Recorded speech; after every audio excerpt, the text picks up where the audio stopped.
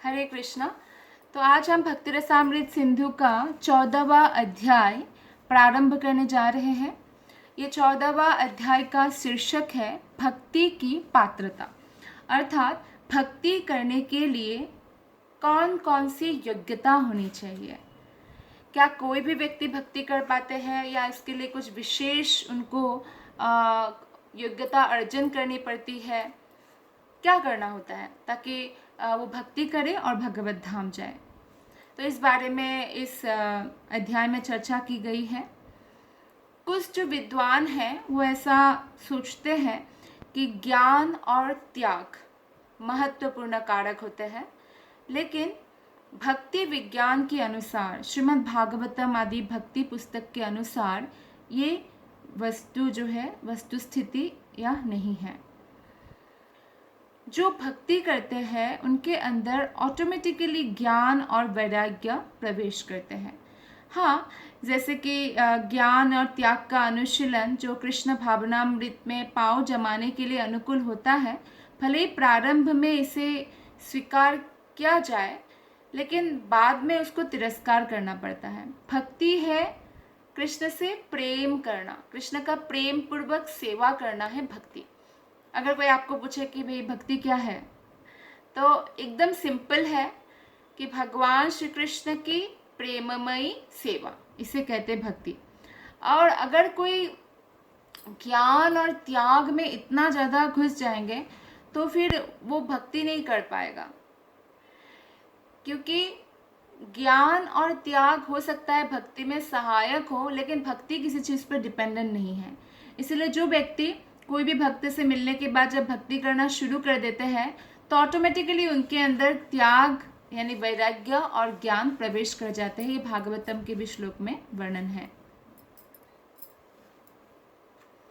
तो इसलिए बाद में तो उनको ये जो बाकी योग है उसे तिरस्कार करना ही पड़ता है, क्योंकि भक्ति केवल सेवा भाव पर आश्रित है।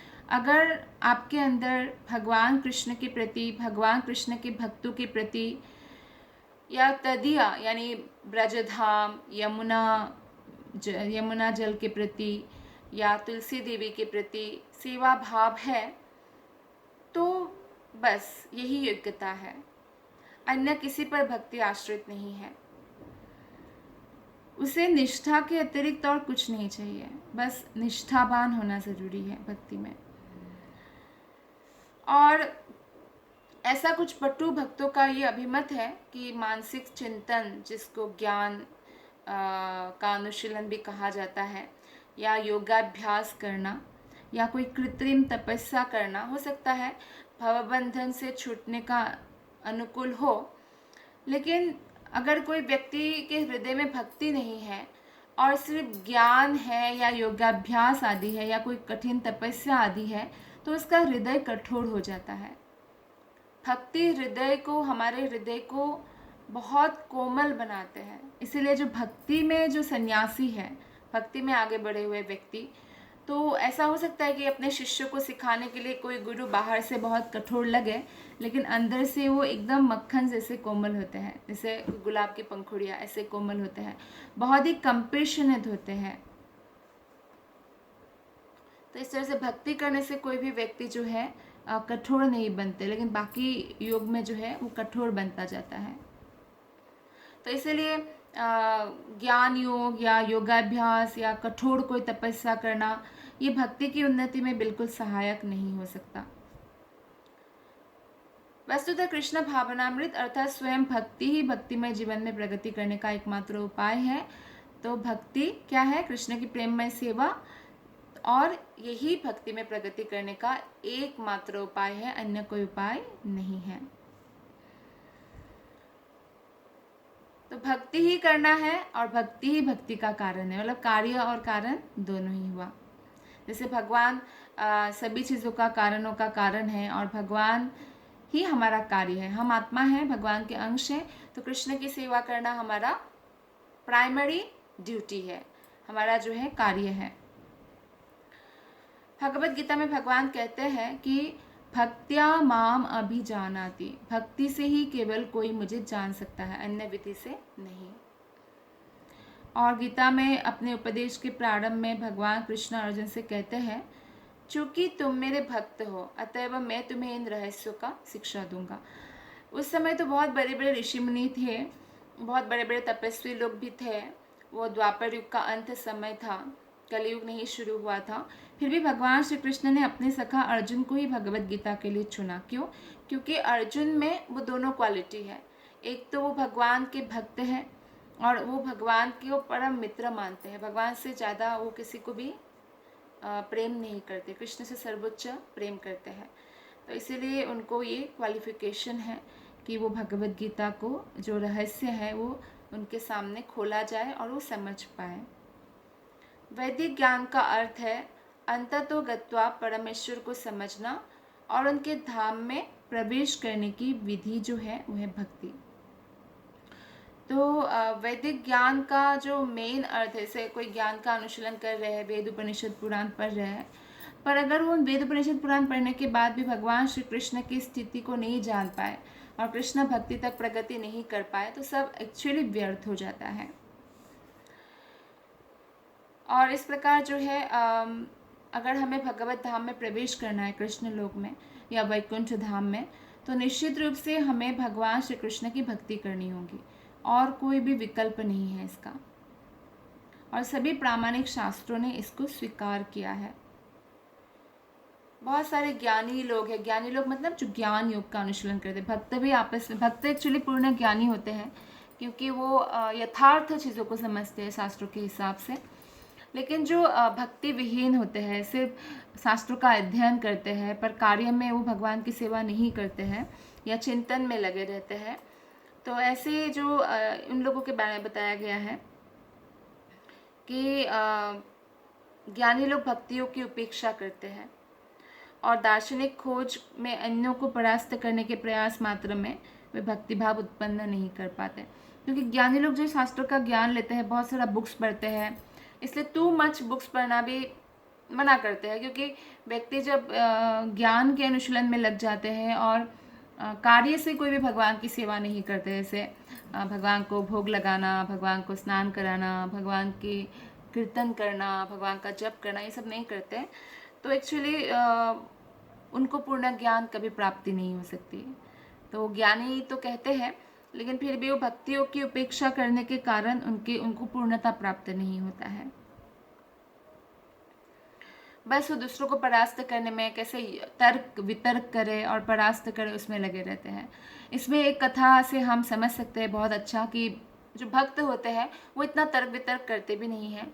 और ख़ासकर भक्त के साथ भी भक्तों का अगर कोई बात से ऐसा हो जाए कि वो नहीं समझ पाए, मान लीजिए किसी भक्त की बात दूसरे भक्त नहीं समझ पाए, तो पहला भक्त जो है उनको भी बहुत ज़्यादा कोई तर्क वितर्क नहीं करते हैं, तो चीज़ों को मान लेते हैं कि ठीक है। बाद में भगवान की कृपा से सबको जो है रियलाइजेशन हो जाता है अगर वो भक्ति में लगा हुआ है। तो इसमें एक कथा के द्वारा हम समझ सकते हैं कि एक बार वल्लभाचार्य श्री रूप गोस्वामी से मिलने के लिए आए थे और भक्ति रसामृत सिंधु में जो है, जैसे कि रूप गोस्वामी पाद ने कहा है कि मुक्ति को पिशाचिनी कहा गया है, या ऐसे शब्दों का उन्होंने उपयोग किया, तो उन्होंने कहा कि ये ठीक नहीं है, आपने ठीक नहीं किया।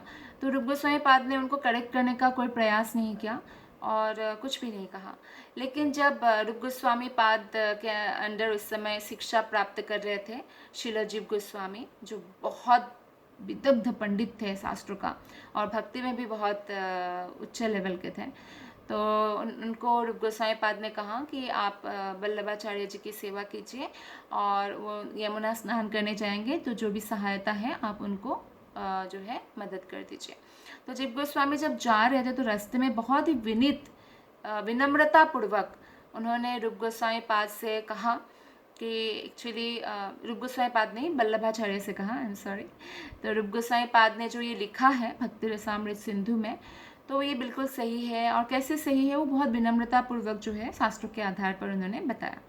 तो वल्लभाचार्य बहुत अच्छे वैष्णव हैं, तो उन्होंने तुरंत स्वीकार किया बात को और यमुना स्नान करके जब वापस आए तो उन्होंने रूप गोस्वामी पाद से क्षमा मांगा कि मैंने ऐसे आपको पॉइंट आउट किया, एक बात के लिए, तो उसके लिए मुझे क्षमा कीजिए। आपका जो शिष्य है जीव गोस्वामी पाद, वो बहुत अच्छे से मुझे समझाया और मैं बहुत खुश हूँ इस तथ्य को जानकर।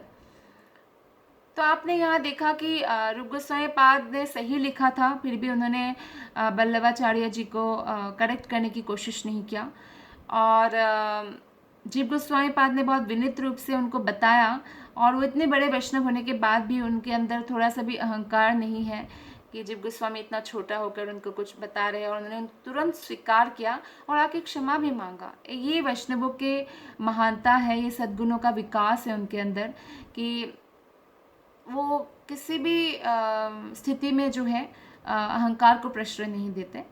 हाँ, लेकिन बाद में रूप गोस्वामी पाद ने क्रोध किया थोड़ा जीव गोस्वामी पाद पर और बोला कि तुमको क्या छोटी उम्र में वैराग्य प्राप्त करने के कारण घमंड हो गया है, जो इतने बड़े वैष्णव को तुमने ये तथ्य बताने सिखाने लगे, तो जाओ अब मैं तुम्हारा त्याग करता हूँ। तो ऐसे हुआ। फिर बाद में सनातन गोस्वामी फिर से जीव गोस्वामी को ले आते रूप गोस्वामी पाद के पास। तो कहने का तात्पर्य है, ये कथा हमने इसलिए बताया कि वैष्णव जो होते हैं, वो वैष्णव भी एक दूसरे के अगर मत में कभी सहमत नहीं होते तो बहुत तर्क वितर्क में नहीं जाते हैं, वो तर्क को अवॉइड करते हैं। तो इसी प्रकार से जैसे कि यामुनाचार्य जो है, उनके जो ग्रैंडफादर थे, तो बहुत बड़े विद्वान थे, भक्त थे, लेकिन जब किसी से युक्ति तर्क करने के लिए उनको बुलाया गया तो वो चले गए। तो फिर 5 साल का यमुनाचार्य ने, यमुना नाम था उनका, तो उन्होंने तर्क किया और हरा भी दिया उस पंडित को, और बाद में उनको आधा राज्य राजा का मिला, क्योंकि राजा ने ऐसा ही घोषणा किया था। लेकिन उनके जो ग्रैंडफादर का जो इच्छा था कि मेरा पोता जो है भक्त बने, तो बाद में उन्होंने मृत्यु के समय एक शिष्य लोगों को पूछा कि कोई मेरा ये काम करेगा, मेरे पोता को कोई वापस लाएगा। तो एक सन्यासी भक्त डिसाइपल ने, शिष्य ने कहा कि मैं लाऊंगा। तो फिर बाद में वो रोज यमुनाचार्य जो राजा बन चुके थे अभी, और बहुत जो है फेमस भी हो चुके थे राजा बनकर, तो उनको रोज एक उनके जो है किचन में जो काम करते हैं उनके साथ दोस्ती कर लिया, और एक स्पेशल साग जो है, जो वहाँ उनके राज्य में नहीं मिलता, वो ले आके उनको देते थे कि राजा के हेल्थ के लिए बहुत अच्छा है, आप बना के खिलाना। तो इस तरह 1 साल तक डेली लेकर देते थे, तो राजा के लिए वो रोज़ बनाते थे। तो 1 साल बाद वो 2 दिन के लिए नहीं गए, तो राजा ने पूछा वो साग जो मैं रोज़ खाता हूँ वो कहाँ है। तो सेना ने कुक को बुलाया, तो कुक ने कहा कोई सन्यासी देने आता था पर 2 दिन से नहीं आ रहा है। तो राजा बहुत हैरान हुए कि कोई कितना निस्वार्थ भाव से मेरी सेवा कर रहा था 1 साल से। तो बोला कि ठीक है, फिर से आए तो मुझे बताना, क्योंकि मुझे उनको धन्यवाद कहना है।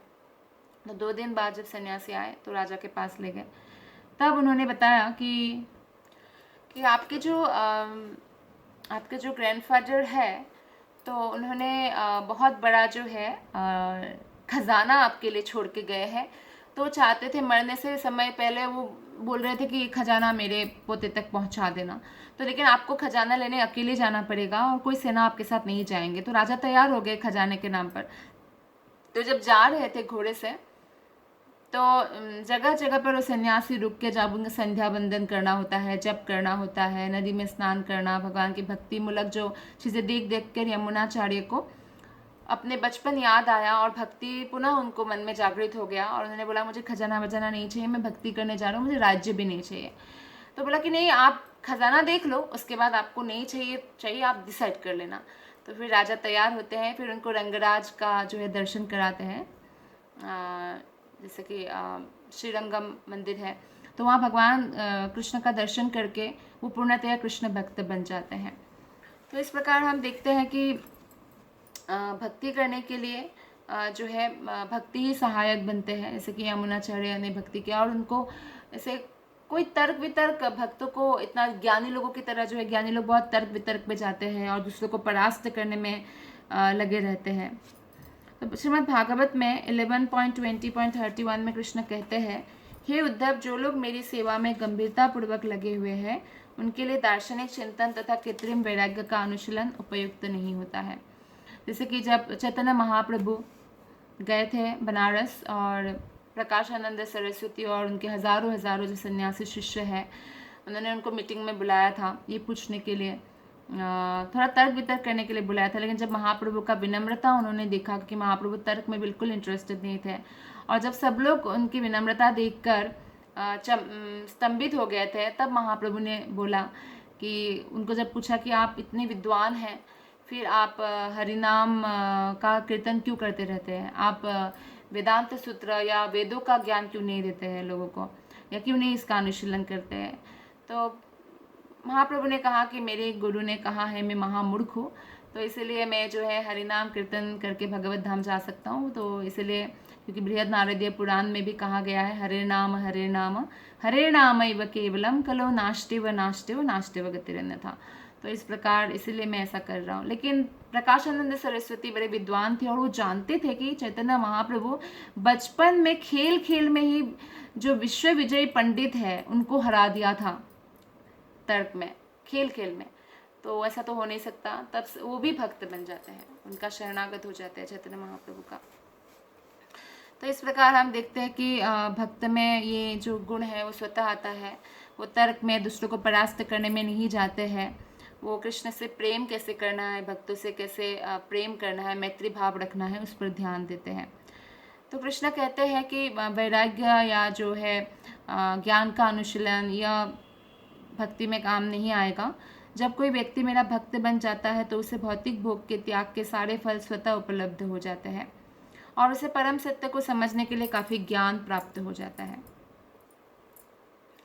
तो ऐसा नहीं है कि कोई अगर कृष्ण भक्ति में आए हैं तो उसको ज़बरदस्ती कुछ छोड़ना पड़ता है। कोई मांसाहारी भी है या नशा करने वाले हैं, शराब पीने वाला है, चाहे सिगरेट पीने वाला है, चाहे ड्रग्स लेने वाला है, लेकिन जब वो हरिनाम का जप करते हैं, कृष्ण की भक्ति में आते हैं, कृष्ण भक्तों के साथ संगति करते हैं, तो स्वतः उनको इसका फल प्राप्त हो जाता है कि भौतिक जो गलत आदतें हैं वो छूट जाता है। तो ऐसे बहुत सारे भक्तों से जैसे हमने इंटरव्यू किया कि आपको अभी कैसा लगता है, पहले आप मांस खाते थे, तो वो कहते हैं कि मुझे ऐसा लगता ही नहीं कि मैं इस जीवन में कभी मांस भी खाया होगा, ऐसा लगता है कि पूर्व जन्म में खाया होगा। मैं कैसे किसी को भी ऐसे ब्लड एंड बोन्स और ऐसे मैं किसी को कैसे कष्ट पाता हुआ सोच भी सकता हूँ, तो मैं सोच ही नहीं सकता हूँ। तो ये बहुत मतलब मुश्किल है अभी ऐसा सोचना, ऐसे बोलते हैं। या कोई नशा भी पहले करते थे तो उनको लगता है कि हमने मतलब ये नया जीवन प्राप्त कर लिया, शायद ये पूर्व जन्म की बात है। तो ये कैसे होता है? क्योंकि वो भौतिक भोग के त्याग के लिए उनको बहुत बड़ा मेहनत नहीं करना, वो फल अपने आप प्राप्त होते हैं। भक्ति में प्रगति की यही परीक्षा है।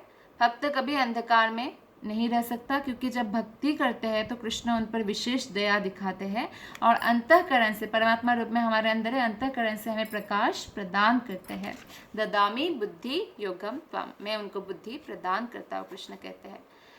इसी के आगे 11वां स्कंध में उद्धव को उपदेश देते हुए भगवान कहते हैं, हे मित्र, मेरे भक्तों को सकाम कर्म, तपस्या, दार्शनिक ज्ञान के अनुशीलन, वैराग्य, योगाभ्यास, दान तथा अन्य समस्त पुण्य कर्मों से प्राप्त होने वाले लाभ स्वतः प्राप्त हो जाते हैं।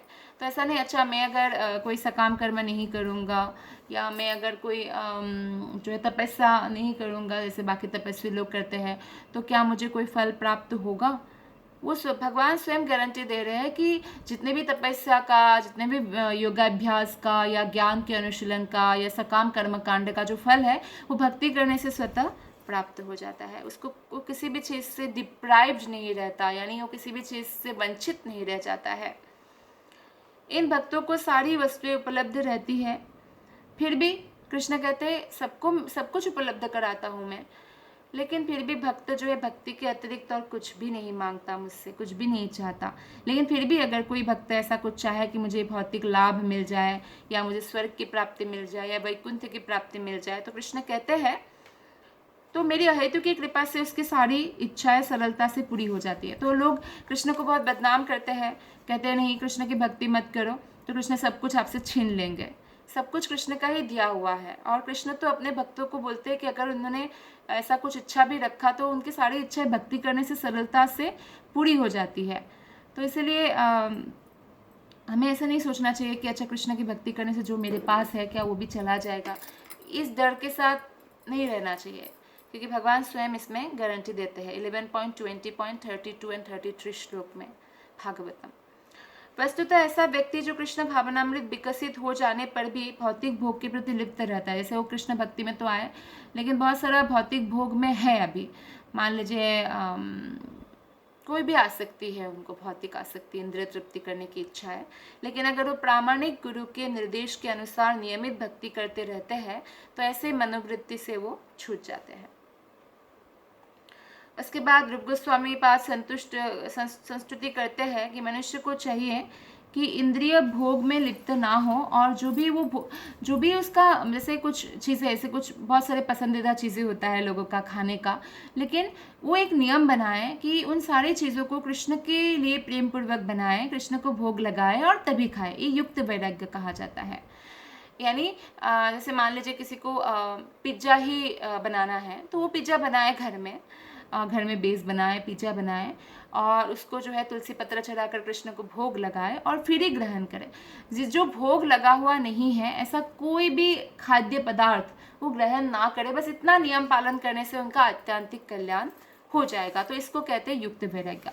यानी जो भी चीज़ कृष्ण के प्रति हमारा प्रेम बढ़ाने के लिए सहायक है उस चीज़ों को हमें नहीं छोड़ना। जैसे एक बार प्रभुपाद के किसी शिष्य को किसी दूसरे जो ज्ञान योगी है उनके शिष्य ने कहा कि अरे हमारे गुरु तो 1 रुपया भी टच नहीं करते, वो धन को स्पर्श भी नहीं करते। तो प्रभुपाद के शिष्य कहते पर हमारे गुरु तो 1 करोड़ रुपया भी तुरंत ले लेंगे और भगवान कृष्ण की सेवा में लगा देंगे। तो अगर कोई कृष्ण की सेवा में धन का उपयोग कर रहे हैं तो वो युक्त वैराग्य है। लेकिन जो कृत्रिम वैराग्य है कि धन का स्पर्श ही नहीं करना, ऐसा कृत्रिम वैराग्य है। क्यों कृत्रिम बताया गया है? क्योंकि उसको हम कृष्ण के प्रति प्रेम को बढ़ाने के लिए उपयोग कर सकते हैं। जैसे बहुत सुंदर मंदिर बना सकते हैं जिसमें भक्त लोग आके एक साथ हरिनाम जप करें, मंगलारती अटेंड करें, प्रसाद ग्रहण करें, भागवतम कथा सुने, भगवत गीता कथा सुने, या हम लोग प्रचार कार्य में, प्रसाद बांटने में, कुछ भी प्रोग्राम में उस धन का उपयोग कर सकते हैं, या बुक डिस्ट्रीब्यूशन करने में।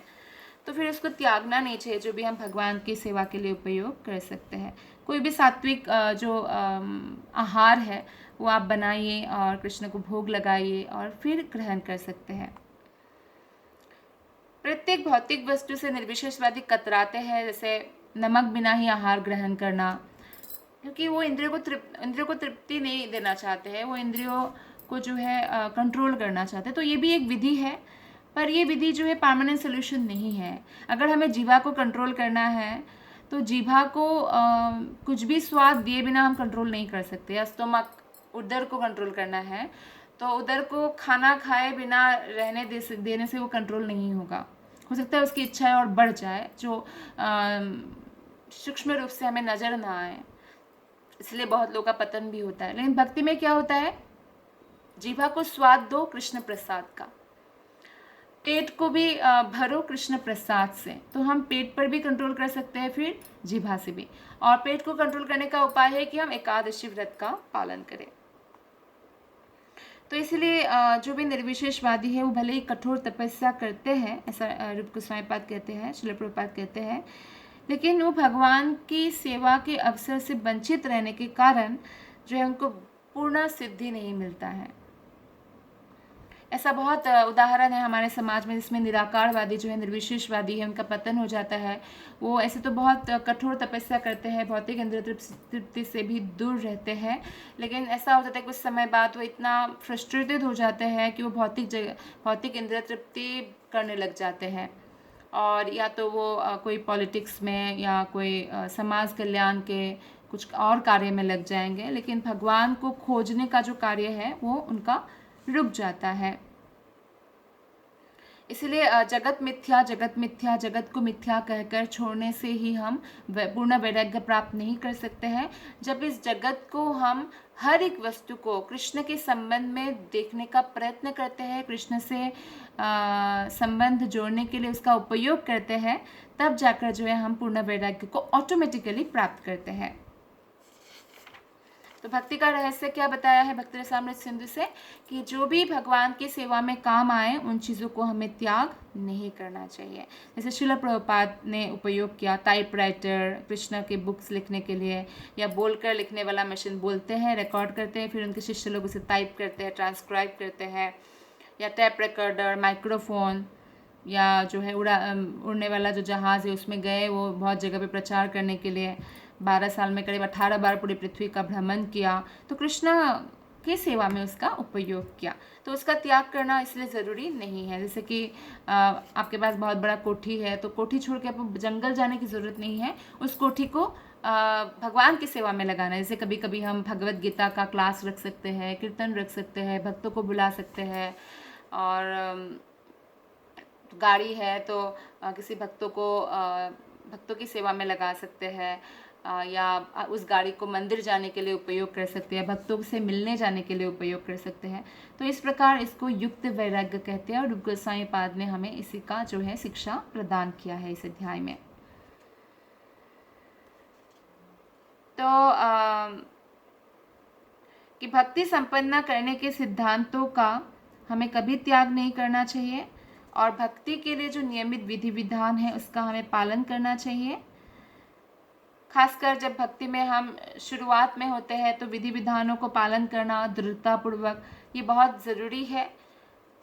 ऐसा लग सकता है कि बहुत कठिन तपस्या है, लेकिन आप सोचिए जो पहले ज़माने में जब कोई योगाभ्यास करने, ध्यान योग के लिए या ज्ञान योग के लिए भी उनको क्या करना, ज्ञान योग और ध्यान योग प्रैक्टिस करने के लिए एक तो बात है कि पुरुषों को जो है खासकर कभी भी स्त्रियों का संग नहीं करना चाहिए, ब्रह्मचर्य मेंटेन करना चाहिए। उसके लिए ये इम्पॉर्टेंट है अगर वो योग का प्रैक्टिस कर रहे हैं। लेकिन भक्ति योग में ऐसा नहीं है कि पति पत्नी एक साथ रहकर भी दोनों ही, और बच्चों के साथ भी, अपने माता पिता के साथ भी, पूरे परिवार के साथ, पूरे फ्रेंड सर्कल के साथ वो भक्ति कर सकते हैं। और दूसरी बात है वो लोग जंगल चले जाते हैं। तो जैसे कि हमने देखा कि रिटायरमेंट लेने के बाद धृतराष्ट्र गांधारी को लेकर भी जंगल जाते हैं, तो सारे राजा लोग ऐसे करते थे लगभग।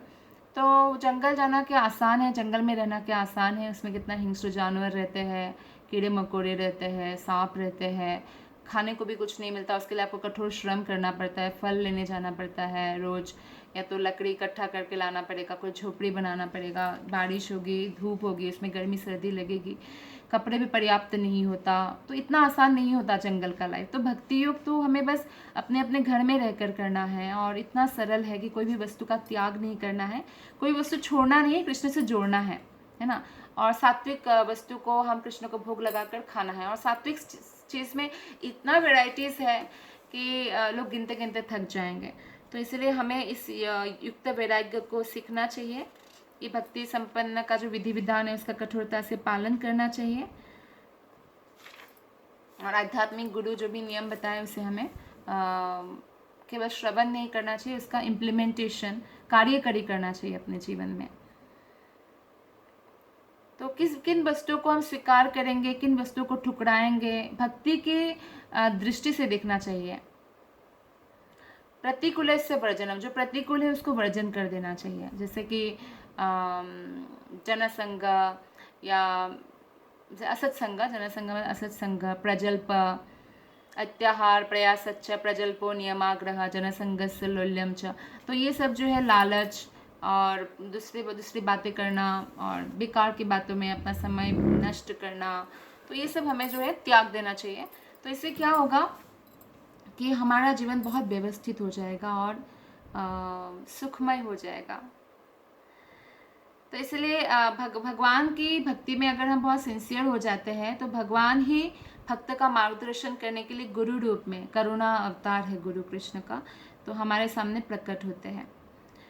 कोई भी प्रामाणिक गुरु जो है धन संग्रह करने के लिए शिष्य नहीं बनाते, या शिष्यों का संख्या इसलिए नहीं बढ़ाते कि उनको बहुत पॉपुलेशन, मतलब शिष्य का इतना पॉपुलेशन चाहिए कि उसको बहुत वो पॉपुलर हो जाए, फेमस हो जाए, बहुत यश प्राप्ति करे, पूरे दुनिया के लोग उनको जाने और बहुत फंडिंग आए।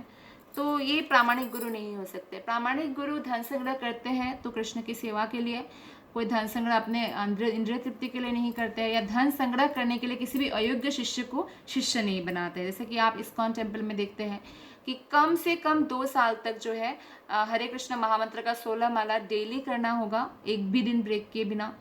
और या एक दिन कभी किसी बीमारी की वजह से रह गया 2, 3, 4 माला, तो नेक्स्ट डे उसे पूरा करना होगा।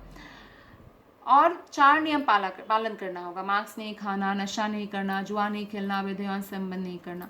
तो अगर कोई कृष्ण भक्ति में आते हैं, तो अगर किसी को दीक्षा लेना है तो उनको ये नियम जब वो कम से कम 2 साल तक पालन करते हैं, उसके बाद उनको दीक्षा के लिए वो अप्लाई कर सकते हैं, क्योंकि ये योग्यता बहुत अनिवार्य है, ये शास्त्रों के हिसाब से भागवतम में बताया गया है। तो इसलिए उसके बाद ही उनको जो उनका जो दीक्षा कार्य संपन्न होता है। तो लेकिन बहुत सारे गुरु ऐसे हैं कि वो नहीं बोलते कि कोई भी ऐसा नियम नहीं देते हैं, उनको बस है कि मेरा शिष्य बढ़े और पैसा ज़्यादा आए, या कोई भी जो है आपको ऐसा कोई गारंटी भी नहीं देते कि मृत्यु के समय जो है वो भगवत धाम ले जा पाएंगे, और हरि नाम भी जो वो नहीं देते हैं, कोई भी मंत्र के लिए वो बोलते हैं या ऐसा जो भी है, वो प्रामाणिक गुरु नहीं है। प्रामाणिक गुरु हमेशा हरिनाम मंत्र देंगे और अपने संप्रदाय से होंगे। 4 प्रामाणिक संप्रदाय जो है, जैसे कि ब्रह्मा जी से जो शुरू हुआ है, शिव जी से शुरू हुआ है रुद्र संप्रदाय, ब्रह्मा गौड़ीय संप्रदाय, और श्री संप्रदाय जो लक्ष्मी से शुरू हुआ है, और कुमार संप्रदाय जो सनत कुमार से शुरू हुआ है। तो इस प्रकार से जो है हमें ये बुद्धि लगाना चाहिए कि कौन प्रामाणिक है और कौन अप्रामाणिक है, क्योंकि अनुयायियों का दीर्घ संख्या यानी फॉलोअर्स ज़्यादा वही बनाते हैं, वही इन सब से जैसे संभ्रांत हो सकता है, जिनको भक्ति की उच्च स्तर के बारे में कुछ नहीं आता पता है।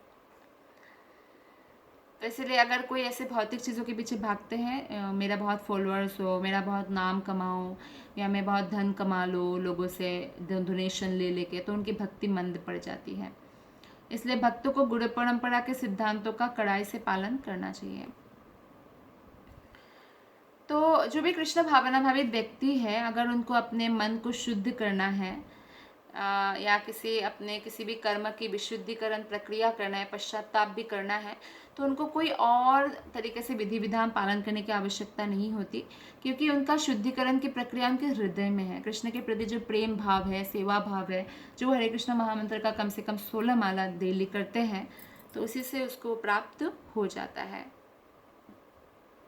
और ऐसे नियमों का पालन जो है वो स्वतः करते हैं, क्योंकि कृष्ण भक्ति में रहने के कारण उनमें बहुत सारा सद्गुण स्वतः प्रवेश कर जाते हैं, और जो योग में बताया गया विधि विधान है वो भक्त स्वयं ही पालन करने लगते हैं। इसका एक प्रत्यक्ष उदाहरण दिया गया है अहिंसा। अहिंसा का गुण है जो सद्गुण माना जाता है, और भक्त जो है स्वभाव से ही अहिंसक होते हैं। भक्त भले ही पहले जो है अपने जो प्रीवियस लाइफ है, भक्ति में आने से पहले हो सकता है वो मांस भी खाया हुआ हो, लेकिन जब वो भक्ति में आ जाते हैं उसके बाद उनको एक कीड़ा मारने से भी उनका जो है दिल दुख जाता है, वो नहीं मार सकता है ना। तो इसके पीछे एक कथा है कि एक बार जो है नारद मुनि जब प्रयागराज जा रहे थे, तो रास्ते में एक जंगल आता है, तो उसमें देखा कि काफ़ी सारी जो है अधमरा जानवर पड़े हुए हैं।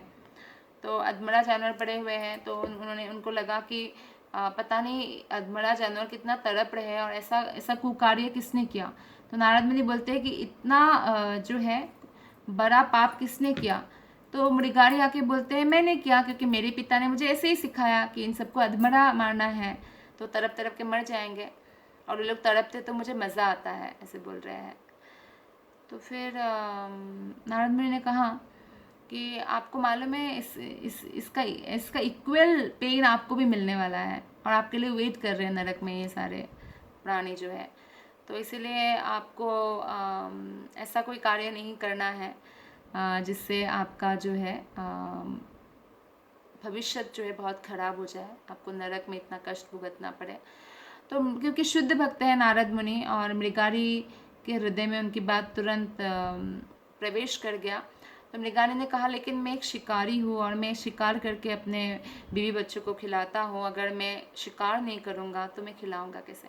तो नारद मुनि ने कहा आपके खाने पीने का बंदोबस्त मैं कर दूँगा, आप पवित्र नदी के तट पर एक झोपड़ी बनाइए और तुलसी रोपण कीजिए आंगन में, और तुलसी के सामने जो है आप रोज नित्य हरि नाम जप कीजिए, हरे कृष्ण कृष्ण कृष्ण हरे हरे, हरे राम राम राम हरे हरे। तो इस प्रकार नारद मुनि ने फिर गाँव वालों को बोला कि ऐसे देखो एक बहुत ही खूंखार शिकारी भक्त बन गए और अहिंसक बन गए। तो लोग भी उनसे मिलने आते थे, बहुत सारा सामान लेके, इतना सामान लेके आने लगे लोग कि शिकारी जो है जो भी सामान लाते थे उसको उन्हीं के बीच में बांटने लगे, क्योंकि वो इतना तो नहीं खा सकते है ना एक दिन में। तो इस प्रकार वो बहुत फेमस हो गए, उनका यश भी फैल गया। और बाद में एक दिन नारद मुनि जो है पर्वत मुनि के साथ शिकारी से मिलने आते हैं, तो देखते हैं कि वो दंडवत प्रणाम करना चाहते हैं शिकारी दोनों को, लेकिन क्या हुआ, मृगा ने जब दंडवत प्रणाम करना चाहा तो बीच में बहुत चींटियाँ चल रही थी, तो वो चींटियों को हटा रहे थे प्यार से चादर से। वो मतलब एक चींटी को भी नहीं मारना चाहते, कहने का मतलब है वो इतना अहिंसक बन गए, वो इतना हिंसक थे, इतना बड़ा हिंसक थे, पर इतना बड़ा अहिंसक बन गए कि वो चींटी तक भी नहीं मारना चाहते। तो अर्थात भक्त बनने से व्यक्ति अपने आप अहिंसक बन जाते हैं, ये इसका मतलब कहने का तात्पर्य है।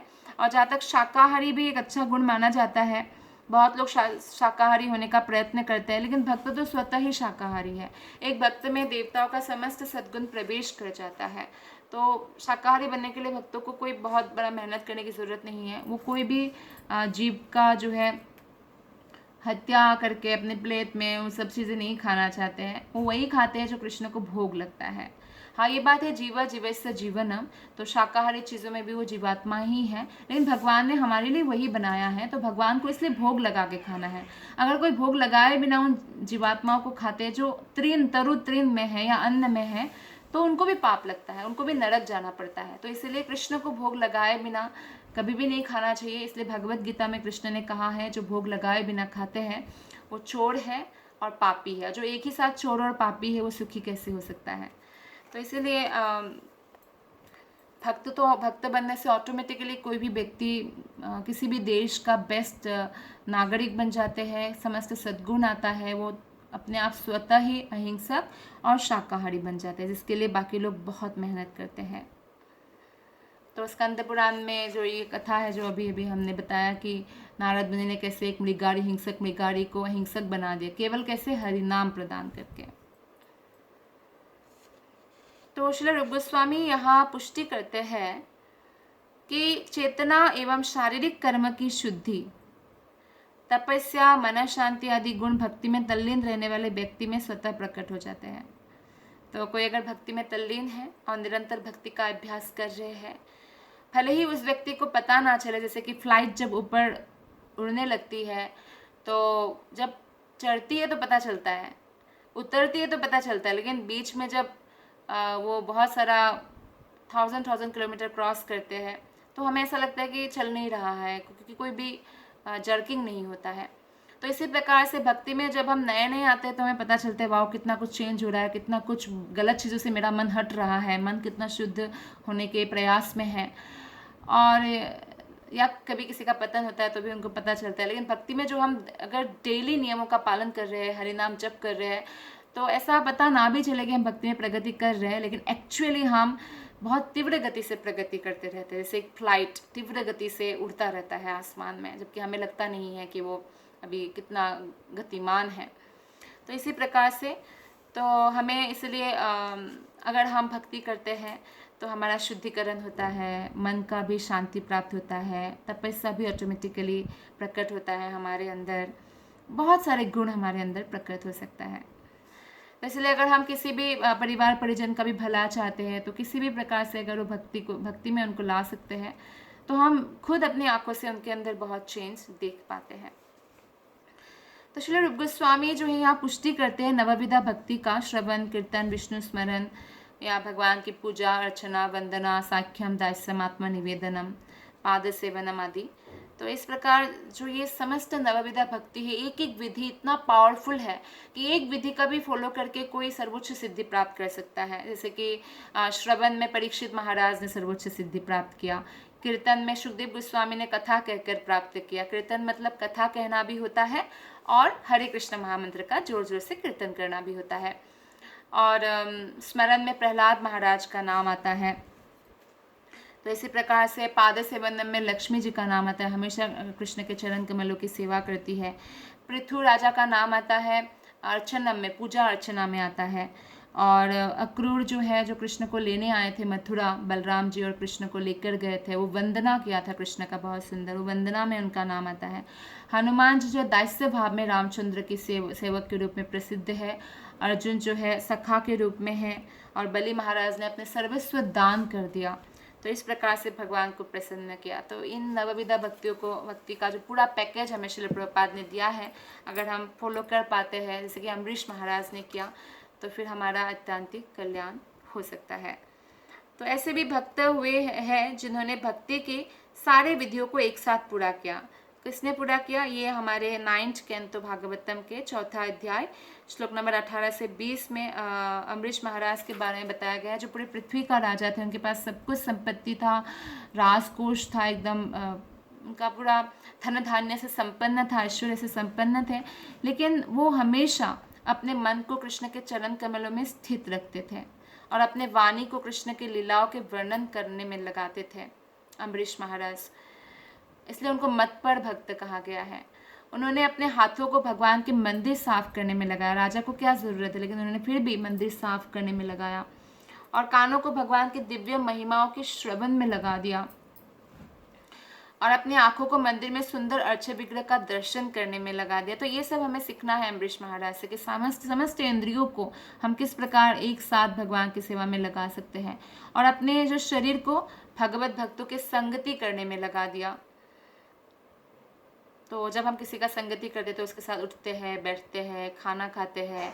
तो यानी अम्बरीश महाराज भक्तों के साथ उठते थे, बैठते थे और आहार ग्रहण करते थे। इस तरह शरीर से दूसरे भक्तों के शरीर स्पर्श करने में या भक्तों के चरण स्पर्श करने में, भक्तों का आलिंगन करने में, इसमें लगाया।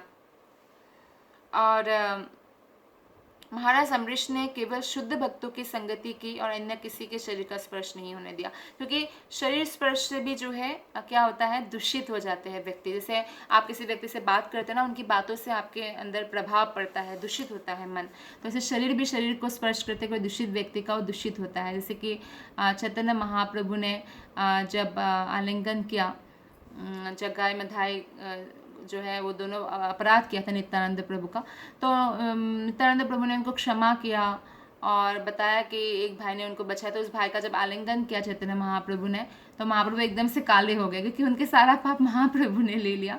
और फिर ऑब्वियसली भगवान के चरण कमल में जाके सारा पाप नष्ट हो जाता है, तो फिर उनका पाप नष्ट हो गया। लेकिन कहने का तात्पर्य है कि दूषित हो जाते हैं दूषित व्यक्ति का स्पर्श करने से। तो इसलिए जो अम्बरीश महाराज ने कभी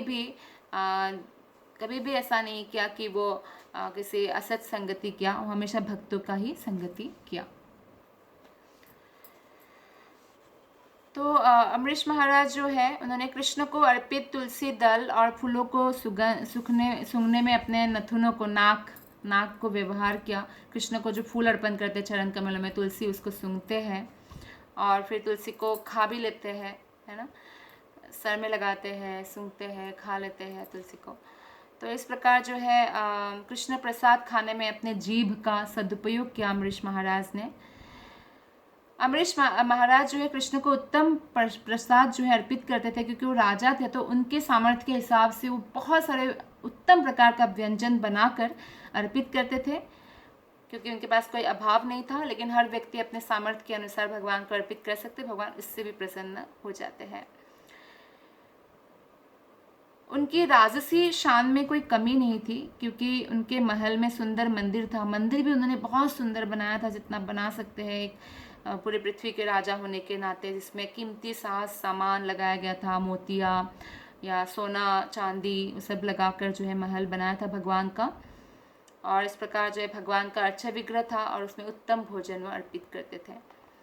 इस तरह हर वस्तु उपलब्ध थी और वो सदैव कृष्ण भावनामृत में तल्लीन रहते हैं। मेन ये है कि मन जब कृष्ण के चरण कमलों में हमेशा हम लगा कर रखेंगे, बाकी चीज़ भी होता है ऑटोमेटिकली, या दोनों ही होता है। ऐसे आप इंद्रियों को जब लगाने की कोशिश करते हैं भगवान की सेवा में, तो मन लगने लगता है भगवान में।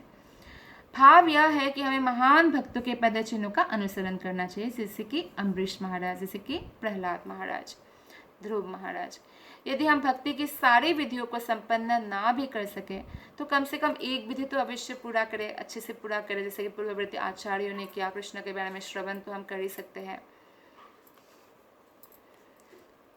यदि हम भक्ति की सारी विधियों को संपन्न करने में लग जाए, जैसा कि महाराज अम्बरीश ने किया था, तो इन सारी विधियों में से प्रत्येक से सिद्धि मिलने का आश्वासन दिया जाता है।